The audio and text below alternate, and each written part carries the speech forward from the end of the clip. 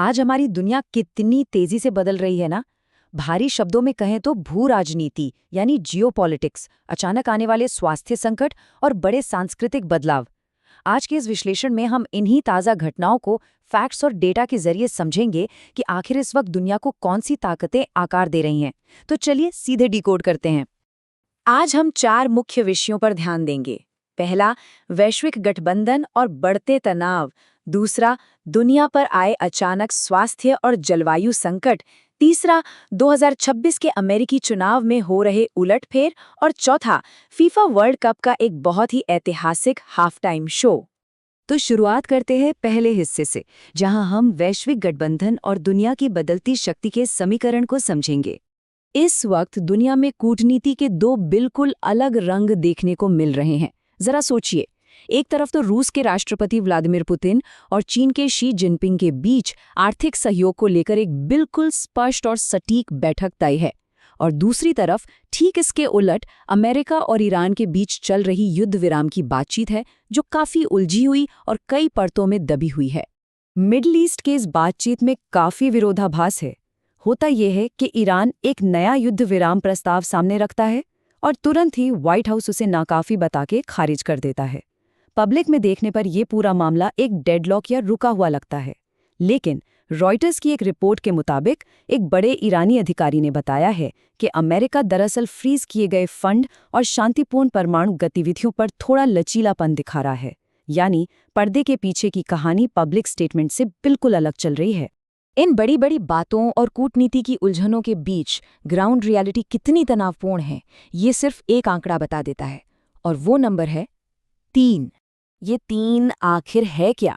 असल में संयुक्त अरब अमीरात ने हाल ही में 3 ईरानी मिसाइलों को बीच में ही रोकने यानी इंटरसेप्ट करने की जानकारी दी है।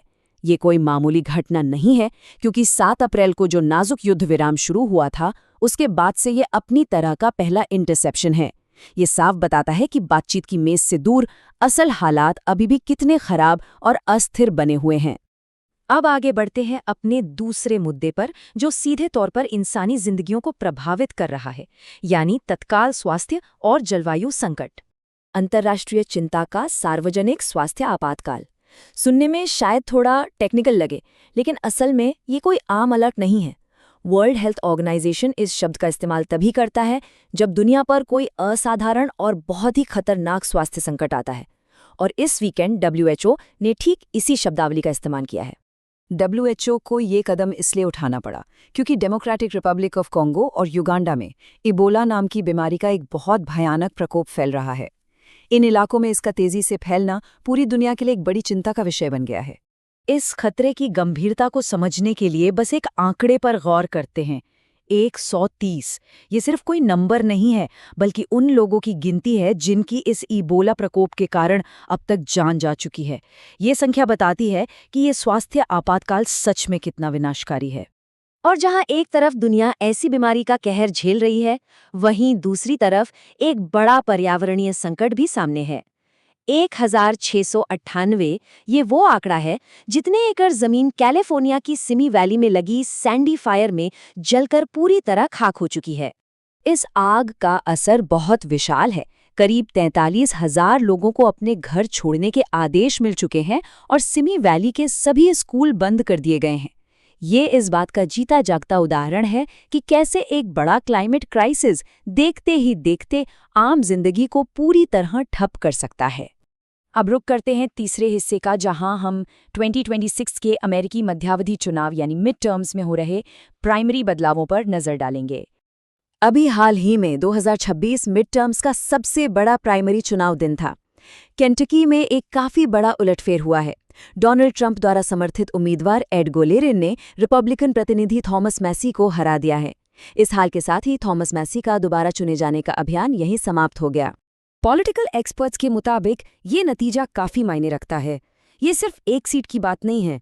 इस नतीजे को रिपब्लिकन पार्टी के अंदर बदलती ताकतों और पार्टी पर डोनाल्ड ट्रंप की मजबूत होती पकड़ की एक बहुत बड़ी जीत के रूप में देखा जा रहा है। चलिए अब पॉलिटिक्स और क्राइसिस से थोड़ा आगे बढ़ते हैं और चौथे खंड पर आते हैं, जहां एक बहुत ही ऐतिहासिक कल्चरल इवेंट हमारा इंतजार कर रहा है। स्पोर्ट्स और एंटरटेनमेंट की दुनिया में कुछ ऐसा होने वाला है जो पहले कभी नहीं हुआ। 19 जुलाई को न्यू जर्सी के मेटलाइफ स्टेडियम में इतिहास में पहली बार फीफा वर्ल्ड कप फाइनल में एक हाफ टाइम शो आयोजित होने जा रहा है।